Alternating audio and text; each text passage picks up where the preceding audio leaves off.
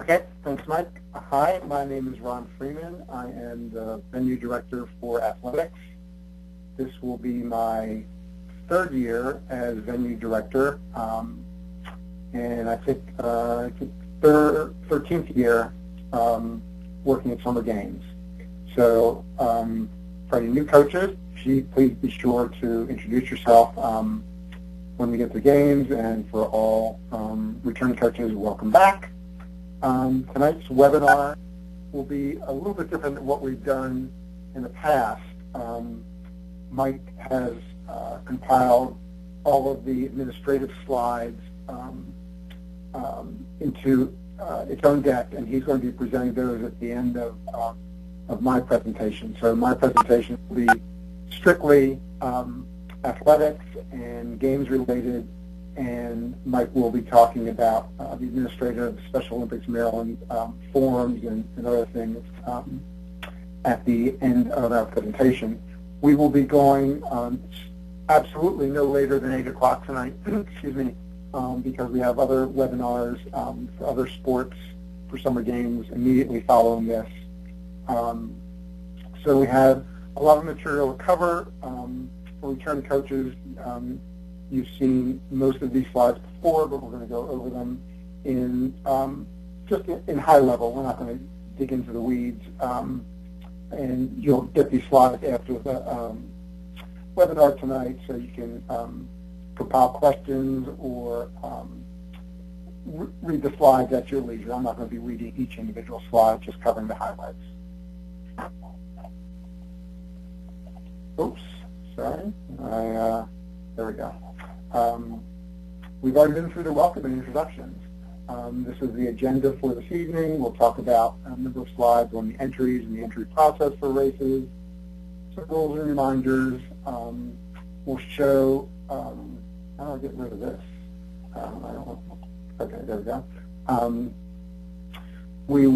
We have a slide for all the qualifiers that we know about or that are scheduled at this time, so you can get your athletes into the qualifiers. And as I said, Mike will be talking about the administrative things. We'll show the due dates and deadlines for all the requirements. And then if we have time, we'll open up for questions and answers.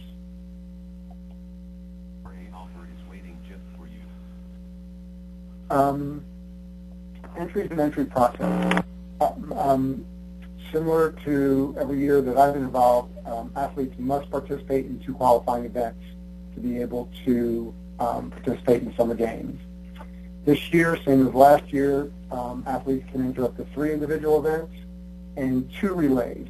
We added last year, either last year or the year before, I can't remember, the 4x200 in addition to the 4x1 and the 4x4. The 4x2 will be run as the last event on Saturday, and the 4x1 and the 4x4s will be done on Sunday.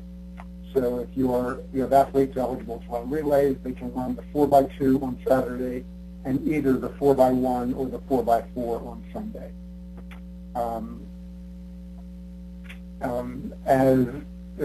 For as long as I can remember, the pentathlon, even though there's 5 events that the athletes will be doing, will be counting as one event and scored, and medals will be given as one event. These are some combination rules and exclusions that we've seen before. If your athlete is doing the standing long jump, they may also not do the long jump, what we used to call, when I was a youngster, the running long jump. Same thing with softball throw and tennis ball throw. If they're doing either one of those events, they may not also enter the shot put or the mini jab. And again, if they're doing either the softball or the tennis ball, they can do one or the other, not both. Wheelchair athletes, pretty self-evident there. The athletes use wheelchair, and we have, again, the motorized events, the manual events. And the last point, if athletes are entered in events shorter than 100 meters, they may not also enter wheelchair events longer than 100 meters.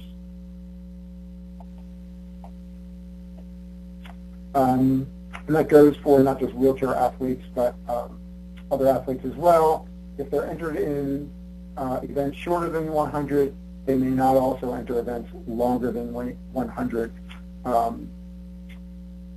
The exception being if athletes are in the 100-meter race, they may also be entered in the 50-meter race as we transition those athletes into the longer events.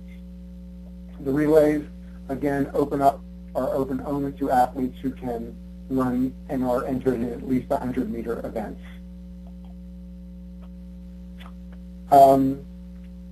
This slide has been in for the last 3 years in terms that I've known, probably longer than that, in terms of how you can split your delegation between small events. And I'm going to leave it up to Mike. If this is not correct, Mike, I'm going to ask you to... Yeah, sure, Ron.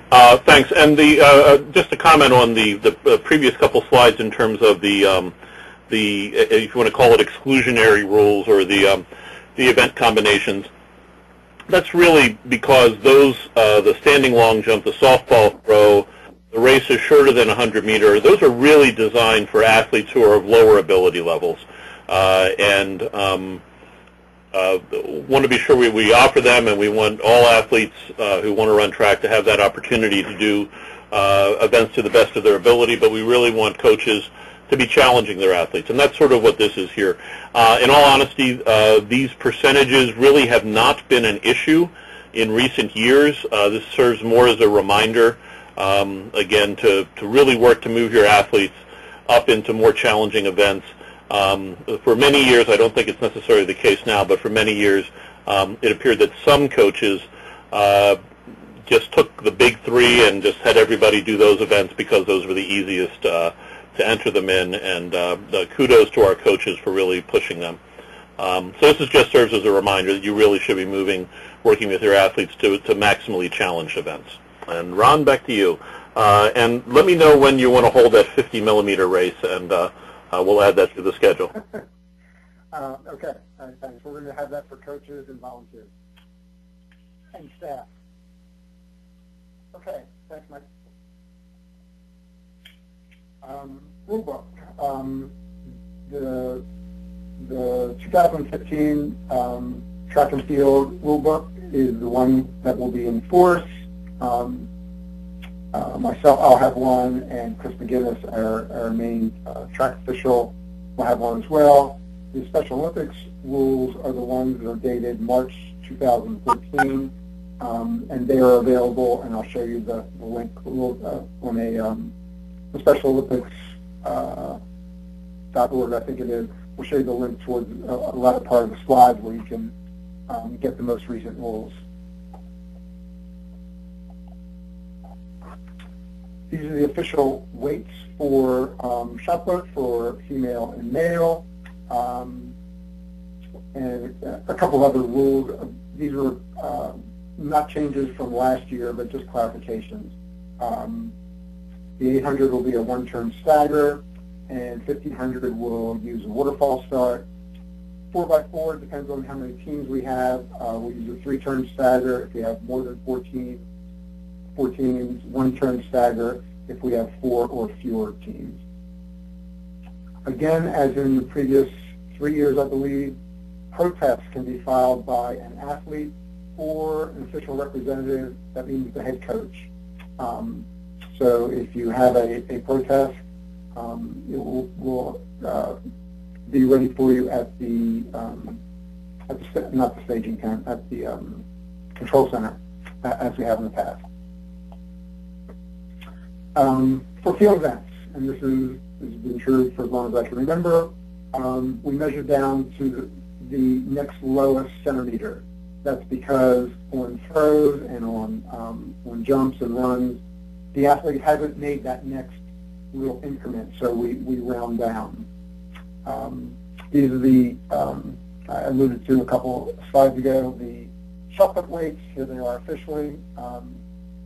Wheelchair athletes can choose to use be entered in the regular shot put, or use the smaller shot, or put, whatever the right expression is. couple of the rules for shot put, you are all aware. Athlete must be in the set position.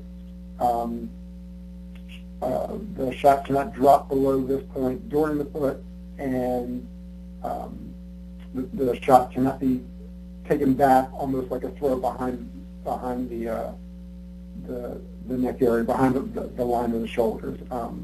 We watch for that fairly closely, and all those rules will be explained again during the event.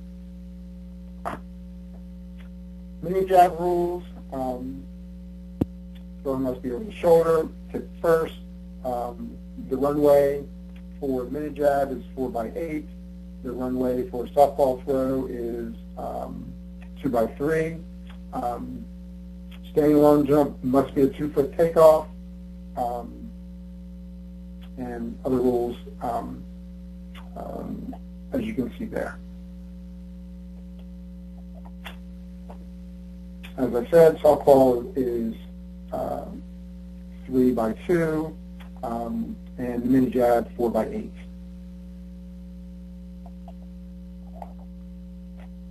Couple of reminders for the long jump. The front of the toe board is 1 meter from the edge of the sand pit. Athletes must be able to get that 1 meter jump. If they can't, that's that jump is no good.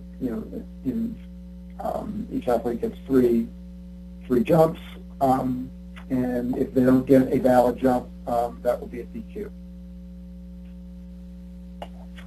High jump, athlete must be able to jump at least 1 meter high to enter this event. No dives over the bar, even in warm-ups. Marker is not only for high jump, but for the running long jump. You can put those down, in warm-ups earlier in the day.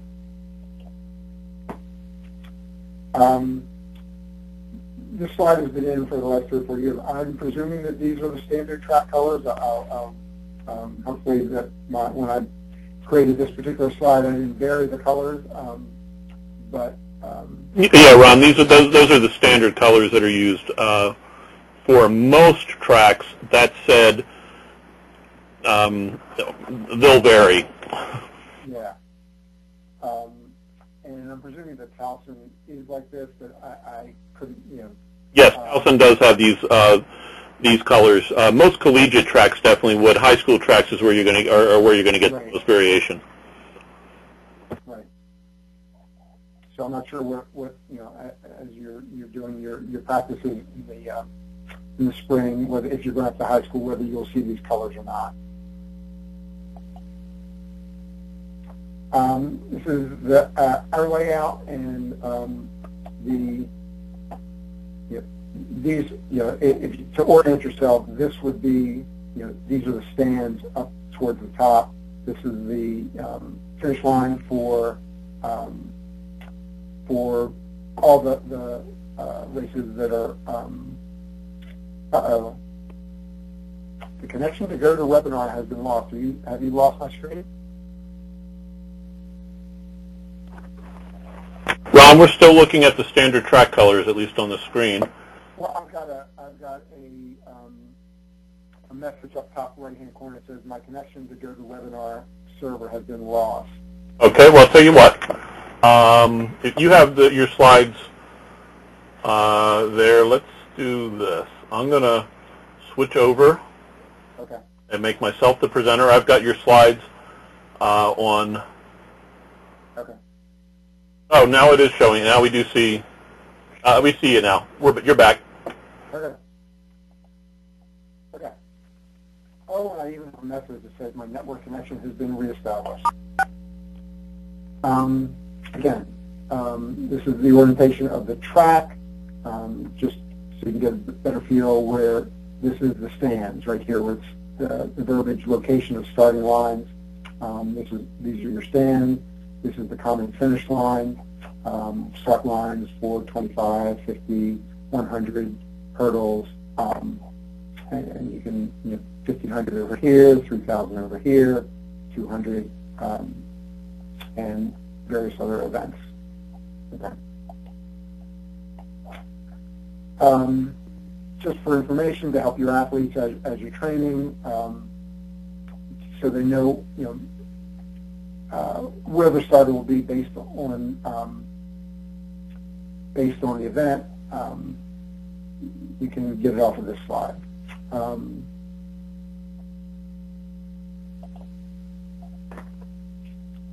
Okay, starts, all starts. We'll start with the gun. If you have an athlete who is really freaked out by the gun, work with them a little bit, but all races will start with the gun.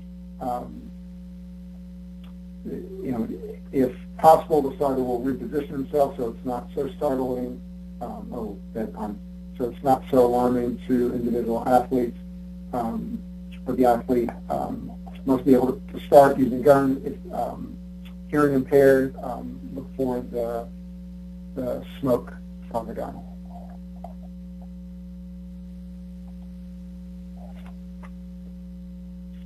These are the commands for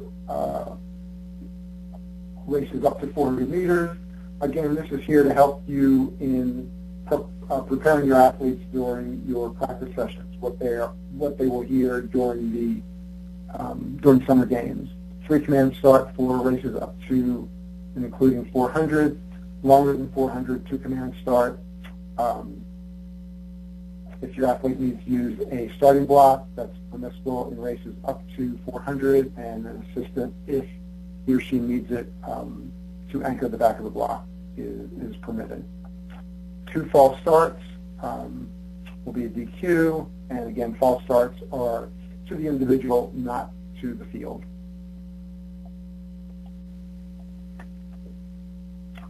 The first point, we make it every year. It's probably not so much for coaches, but sometimes we need to watch out for family members, and people are just so excited with their athlete running that they are running along with him. That will not be permitted. We'll have our marshals looking for that.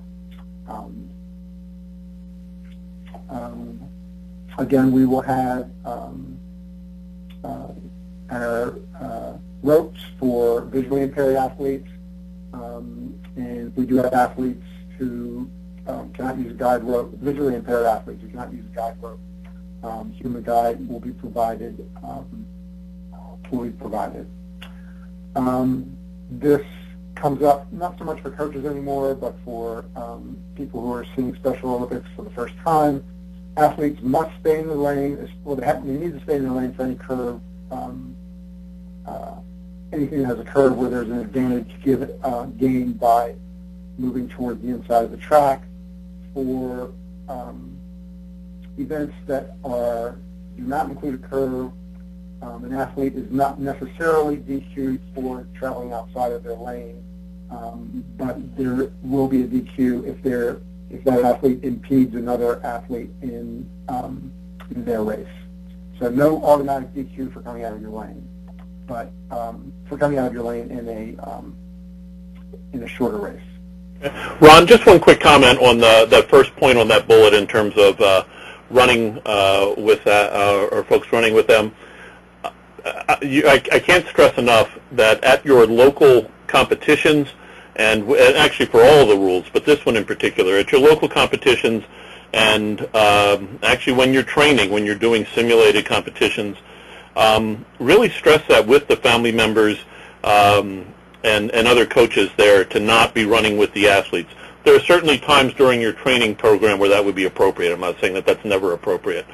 But drill that in with them early on, and the likelihood that we'll have to disqualify somebody because of the actions of a coach are minimized. And when we disqualify folks, or I'm sorry, when Ron and his team have to disqualify folks, they're really doing it to be fair to everybody who's competing in that race and in that day.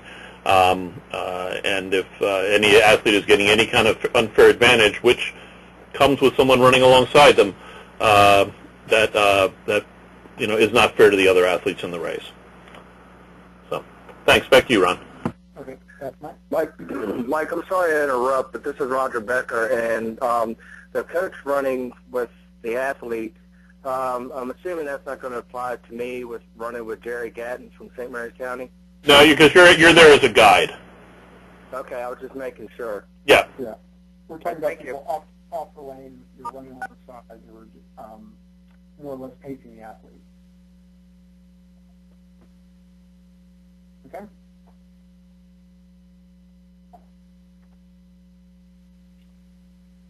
Okay, just a couple of reminders about how we run the 400 and the 800 and longer distances.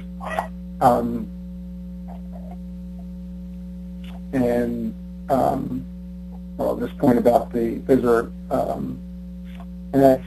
I had to look up NFHS. I probably have to look it up every year. National Federation of High School rules, so that the 800-meter race, the way we do it differs from those rules.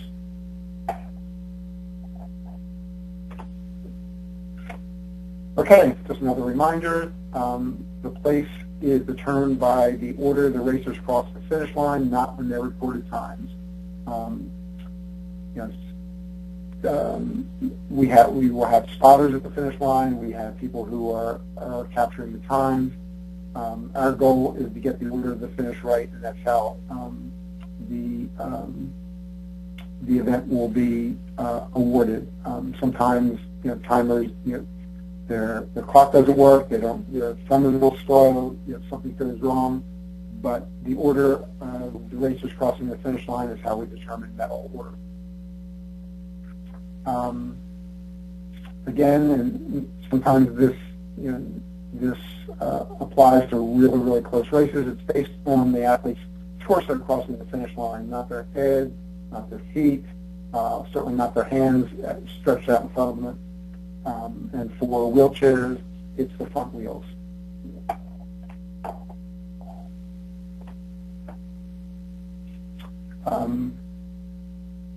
For relays, 4x1, we'll use the 100 athlete. We'll use a stagger start. I'm sorry, 4x1, we'll use a stagger start, and the athlete must stay in the lanes throughout.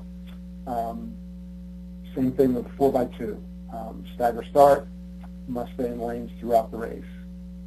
We talked about this earlier about the 4x4. If we had more than 4 teams running in the 4x4, we'll use a 3-turn stagger. If we have 4 or fewer, a 1-turn stagger. I neglected to pull out the verbiage that says new rule change. It's not a new rule change. It's the last 3 years, actually, and I need to fix that slide. So if it's a 1-turn stagger, athletes need to stay in their lane around the first turn and can cut in after the break line. At the break line after the first turn. Relays, the baton must be exchanged. The passing of the baton must be entirely within the exchange zone. If it's dropped, the athlete who drops it needs to pick it up and complete the exchange. It cannot be dropped by the incoming athlete and picked up by the next athlete. Fly zone is permitted. The way we will instruct in our marshals for the relays is your athlete will be placed in the center of the exchange zone. If you coach them to be either the front or the back, that's fine. It's easier for our marshals to place everybody at the beginning and to tell their athlete that the athlete that if your coach has asked you to be at the front or the back, feel free to go there. But the rules apply regardless of where the athlete is. The exchange must be in the exchange zone. Rules about alternates, and we'll talk more about this when we get closer to the to summer games. In terms of timing for making changes, but you can list alternates for relays, but they must be entered as a regular athlete in the overall event. Maybe assigned to specific teams, max 2 per team, or you can have an unassigned alternate. But they can't be a regular runner on another team and an alternate on an alternate can't be a regular runner on another team.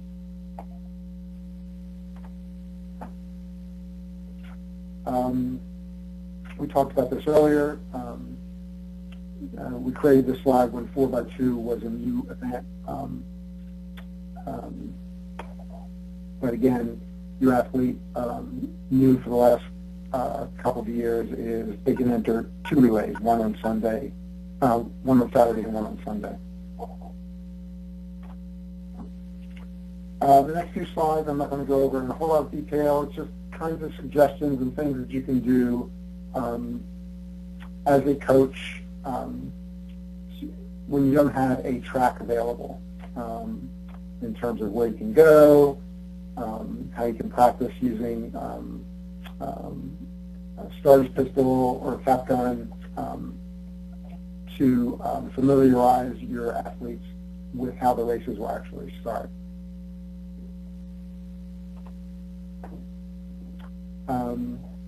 As much as possible, either with chalk or however you can simulate the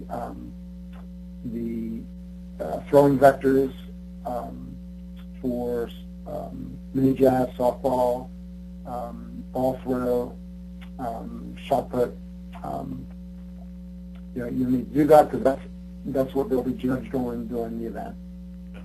And Ron, just one comment about the on the previous slide, where if you don't have using the alternatives to a gun, keep in mind that is meant for your practices and only if you don't have access to a gun. I really think, talk to your county leadership or your area leadership. Every program should have a starter's gun.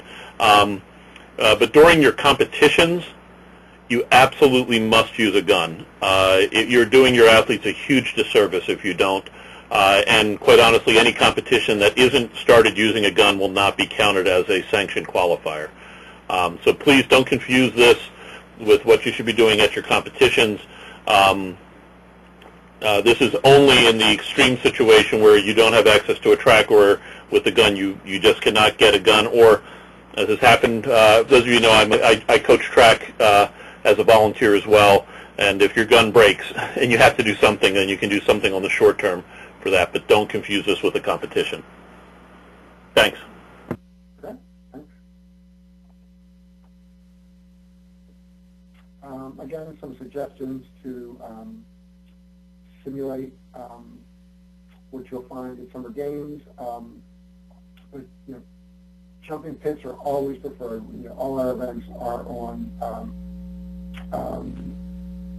the pits at Towson. So as much as you can get,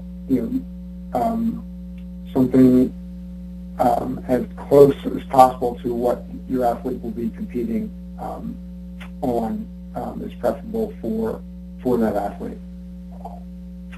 We always use pits. We don't use mats or turf. So you need to get your athlete accustomed to what they'll be doing during the summer games. Mike talked a little bit and gave some recommendations about your meets and more than recommendations, rules for how they must be run. So here are some additional rules for that must be followed in order for the qualifier to be a sanctioned qualifier. Okay, I'm not going to read through these. We all can do that on our own. But we want to make sure that that the qualifier is sanctioned, and if you are having your athletes just competing in 2 qualifiers, and for some reason that some rule is not followed, and that meet turns out to be not as a sanctioned qualifier, then there's some severe issues. Here, I don't know if this has been altered. I got this slide 2 days ago. So as of, I guess, March 29th, these were the currently scheduled athletics qualifiers, locations, and dates. By the end of this week, Carly, on Friday, we'll be sending out what we call our sports calendar that goes out to the area directors. and area leadership, but we'll also be sending it to all coaches. That will list all of the current qualifiers that we know of. That will also include contact information and whether the qualifier is open to folks from outside that particular county. Not all of them are, as is noted there. If any program has a qualifier or is planning a qualifier, I know Baltimore County and Baltimore City are working to jointly host one either on the 2nd or the 16th. As soon as we know, we'll let folks know. But if anybody else is planning a qualifier, please do let us know by email, and we'll add that to the list as it's before it's sent out at the end of the week. Okay.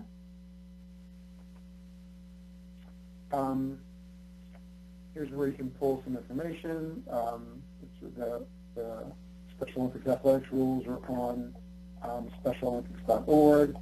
The rulebook at usatf.org. Lots of other issues. Don't quite know yet when the athletics guide will be coming out, but that'll be by the end of next week. Okay, there you go. Equipment, some websites that if you need to reorder equipment, there's some suggestions. And with that, I'm going to not leave this open for questions at the moment to make sure that Mike gets through his slides. But that's the last slide I have, Mike. Okay, let me pull my slides up, and I'll become the presenter.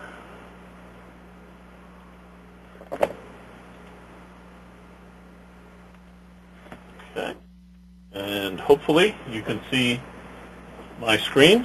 Let's go full size. Again, the slides that I'm going to go through now are ones we have for all of summer games. We'll include this with the batch that goes out. Since we've got 3 webinars back to back tonight, these may not go out to you till tomorrow. Also, as we said at the beginning, we're recording this, and we'll send the link out to the recording for folks who aren't available or weren't able to join us tonight. Training registration deadlines. We have our standard registration process. There's a training registration deadline. There's the date by which you need to have forms submitted that may be outstanding, and then a competition registration deadline. The training registration deadline is April 23rd. That's the date by which you need to have everybody who is participating in your program registered in GMS. GMS is our games management software. There will be somebody with your county or your area, if you're in Lower or Upper Shore, who is designated as your GMS person who handles getting these in. This is the date by which that person has to have them in the system. Do not plan to give this information to that person on April 23rd and expect that it will get in time to have your team eligible. If you don't know who your GMS person is now, talk to your area director as soon as we're done this session and find out who that person is. Talk to them now so that they can tell you when they have to have it so they can meet this deadline of April 23rd. Again, you need to get all the training, all your folks registered in at that point. If anybody who's not entered at that date or is entered after that date is not eligible for summer games. So you can certainly add athletes to your program after that deadline, but they wouldn't be eligible to participate in summer games. And again, I have a coach hat that I wear as a track coach. Actually, we'll be coaching again this season with Baltimore County. And we regularly have a couple folks who join the program after that deadline, and we just are up front with them and say, it's great, you're welcome to come to practice, you can do our local meets, but you won't be able to compete at summer games. And just being up front with people, it works fine, and folks generally are understanding with that. This next one applies really only to softball, this team roster, so we'll skip over that. We know that you may have athletes showing up at your competitions, at your practices the first time they come bringing a medical or a volunteer application. So we give you a few extra days beyond that training registration deadline to get them in.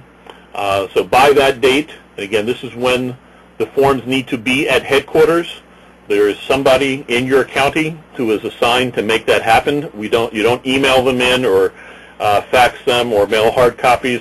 There's a secure submission process because there's a lot of private information on both the applications for the athletes as well as for the volunteers. So if you don't know who that person is for your county, talk to your area director as soon as we're done here and arrange with that person so that they can get your forms in for you by that May 4th date. In addition, for athletes, you have to have medicals that are valid, and that medical needs to be valid through summer games. Same thing goes with your volunteers, partners, and such, need to be valid through summer games. If they don't have them at that point, then they're not eligible to compete at summer games. That said, and I think the slide is maybe on the next thing, no one can start participating in your program without a valid medical or without a valid volunteer application. If you have to make them sit for the first practice because they don't have their forms or something expired, that's what you need to do. You cannot allow any athlete who doesn't have a valid medical to participate in your program, nor can you do that for a volunteer. We'll talk a little bit more about head coach certification in a couple slides, but the May 4th is also the date for head coaches to have their certification completed. Then we have the competition registration deadline, which is May 18th. That's the date by which the folks who are eligible to compete at summer games, because they met the deadlines and they have all their forms in, by that date you need to have their events and their entry information entered into GMS. Once again, talk to your GMS manager so that he or she can tell you when they need to have that information so they can get it in to meet this May 18th deadline. After that date, probably 9 o'clock on the 19th, we'll go through, and any athlete or unified partner who doesn't have an event is going to be deleted from summer games. So need to have that stuff in by then. And then on the 25th, we'll give you an extra week because to give you a little bit of extra time to update scores for athletics and aquatics. You can submit an improved score for an event that the athlete or a relay team has already entered in. That is not an opportunity to change events. It's also not an opportunity to lower or give somebody a less good score. It's only for score improvement, and that's to allow, again, because you have additional competitions and you may have an improved score off of those. To qualify, Ron already talked through most of this here. For athletics and aquatics and bocce, they need to compete in a minimum, and we want to stress minimum, of 2 sanctioned qualifiers. Strongly recommend as much competition as your athletes as you can possibly get them into. We have Ron showed the list of qualifiers that are there right now. You can also do what we call all-comers meets, or even just no-frills competitions. It doesn't have to be some elaborate thing as long as you're following the rules and running an actual track meet. And if you need any help with that, we have some resources that can help you with that that we'll touch on in a moment. Already saw this slide. I'm sorry, that's aquatics. Again, these are all, but you already saw the athletics one from Ron. As a note here, and these went out to folks earlier, these are your pre-competition webinars with the links there. The one for athletics, mark it on your calendar now, is May 27th at 7 o'clock. And then head coach certification. Hopefully you all have seen this information. It's gone out a few times. We actually, I think, had 5 webinars explaining this over the past several months, especially in terms of how it operates and what we can do. I'm not going to go into detail here. This is just the highlights so that folks are aware in case somehow they missed all the different messaging that came out. This is a long-standing policy that Special Olympics has had for at least 25 years. And actually the policy is that all coaches must be certified by Special Olympics. So Special Olympics Maryland, quite honestly, has not been applying that policy for a variety of reasons, both because we didn't have a good way to track it that was effective and reliable, and also one of the reasons we're comfortable rolling it out now is, number one, we solved that problem, but number two, the requirements and the ways that folks can become certified have loosened up significantly compared to previous years. So starting with basketball of this past basketball season, we've rolled this out, implementing it starting with head coaches, that all head coaches must have sports certification.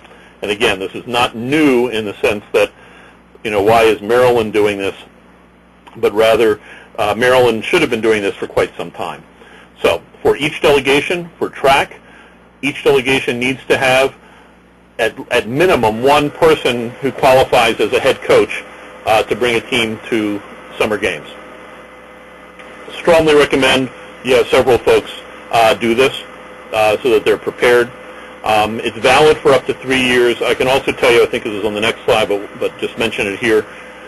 At some point in the relatively near future, potentially starting with 2016, it's going to be a requirement for all coaches, because that is the actual requirement.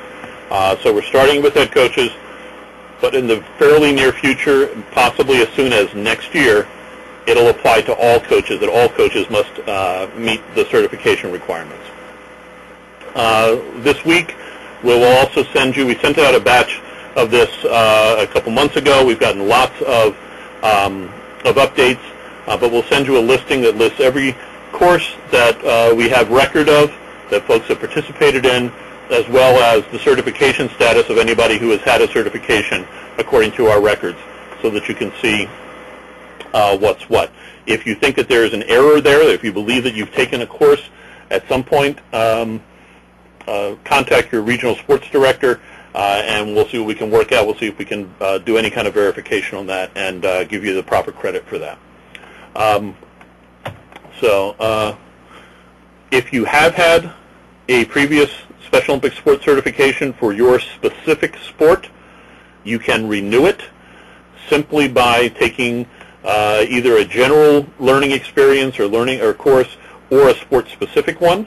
Either one, and that only applies if you have had a previous track and field certification from Special Olympics. One or the other, it basically will serve to renew it and renew it for 3 years. If you've had no previous sports certification, or in this case for athletics, there's two components. One is you need to take either Coaching Special Olympics Athletes or Principles of Coaching, and then also a sports-specific session. And then, as I noted, that'll apply to all coaches at some point in the future. The note that's down there at the bottom, we want to be clear on this and open about this. There is a new concussion training requirement for all coaches that's being rolled out over the course of this year. We will be sharing the information of how we're going to roll that out at an area directors meeting on April 18th as we're getting our systems in place to handle this. This is a requirement from Special Olympics International. It's a smart thing to do. It's also being driven because of insurance requirements as well. So, but after we share the process with the area directors on April 18th, we will roll that out to all coaches following that. That said, as I said, this is being rolled out over the course of 2015, the requirement, and we'll get everybody into that. This will not prevent anybody, this alone will not prevent anybody from being a coach at summer games this year. It will be a requirement, an absolute requirement in the future. And again, after the 18th, we'll share additional information with you. Currently scheduled trainings that we have, Coaching Special Olympics Athletes, which is a nice general, it's about a 3-hour course, general session that's offered both live in person as well as by online learning through ASEP, American Sports Education Program. We've got a couple that are set up and offered in the coming weeks. Actually, one tomorrow night, although at this point we only have one person registered for that, so that may be canceled. We also have a couple different athletics trainings that are there. The athletics coaches training on the 11th will be a general course. Actually, that's a live one that'll be at McDonough School. It's going to be done in context of actually the Baltimore County training program for track and field. You'll be able to, if you register for that, you'll be able to come and do some work with athletes there as we work you through some of the different events. We also have, and I strongly recommend this, the officials training that's being offered on the 16th. We can offer that again if we need to, if there's an interest in that. That counts as a sports-specific for a renewing coach. Learning how an official, I'll just use myself as an example, as I became and learned more about officiating, it truly helped me as a coach learn to train my athletes better. So this is an opportunity. This is also a great opportunity for for your spring games, if you're hosting a competition, to have your officials, your folks that are running your different events, go through this training. It's in-depth, covers both track and field, and that's available there. And then we're offering what's called a Master Coaches online. That's really strictly for coaches who have at least 5 years of experience, truly know the sport inside and out, and requires the their area director to endorse them for this session. The concept of that is getting several different experienced coaches together online. It's done as a webinar and a conference call, but get them together and actually do some joint problem solving around issues that they're facing. Rather than having them go through a course, this is a great opportunity for sharing, and we're offering that for a couple different sports, for softball and cheerleading. We may add it for bocce as well. We did it for basketball, and it was a pretty good success, and we want to do this for the rest of them.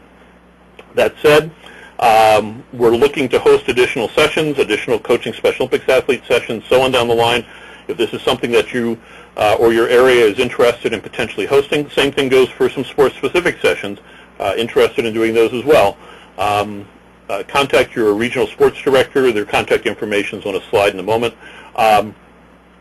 We just need a space, need at least 5 to 7 participants to make it worthwhile, and we can make it work. These are just a couple smatterings of the various opportunities for learnings. We'll have, as was noted, by the end of the week or sometime during this week, you'll get updates that has a much more complete palette. These are the courses that are available through ACEP online. Again, this is online learning. It's self-paced, separate, or individual. It's not a webinar like this.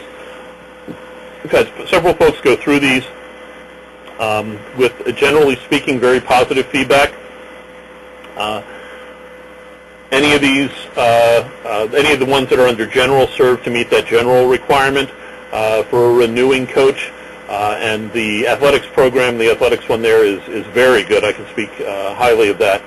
Special Olympics Maryland will also subsidize the cost of participating in these to the tune of generally speaking, it's $20 that will cover the cost of. That is a reimbursement after you have successfully completed the course. So we'll have information on that when the stuff goes out with the current certifications. And then I will toss it back to Ron here for questions. The only thing to add here is the contacts for for your regional sport directors. Their entire focus now, this has been changed since last year, their entire focus for Nick and for Melissa Anger is sports, and they are the primary resource for that. I will say on the slide deck that we have here, I'm not going to go through all these forms, but there's the explanation of all the athlete medical and so on down the line here for your reference point there. So we've gone through those in depth in previous sessions, and we're not going to go through that again. So that said, we'll go back and to Ron. We've got we can take maybe 5 minutes, if that much, and then we have to bounce off so we can get ready for the cheerleading call. Okay, thanks, Mike. Are there any questions? Anything we didn't cover? Anything we can get out to you? Anything you'd like to chat about?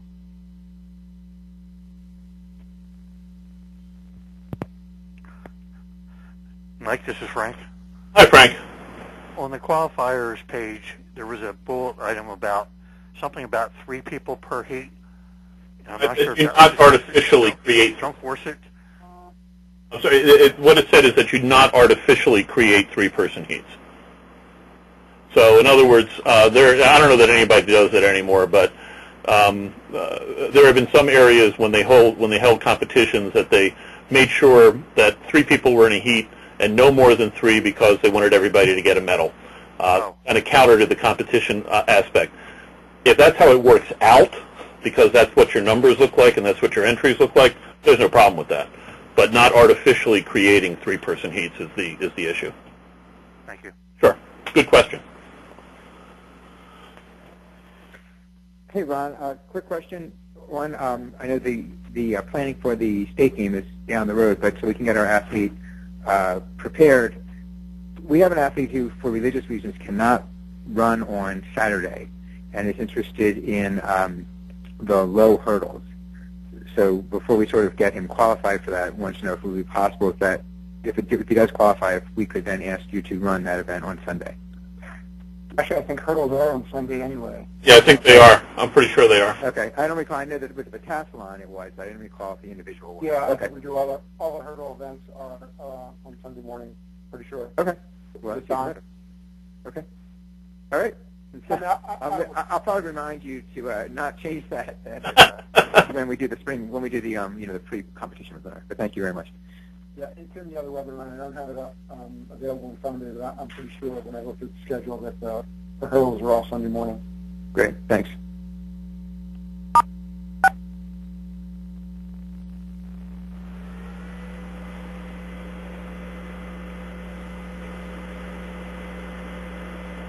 Okay, if there's no further questions, I want to thank everybody for their time this evening, and I hope you all have a great training season. And we're looking forward to really special Olympic Summer Games this year. We have a lot of our officials back who have not been available, were not available last year. So we have we're fully staffed to have a great meet come June.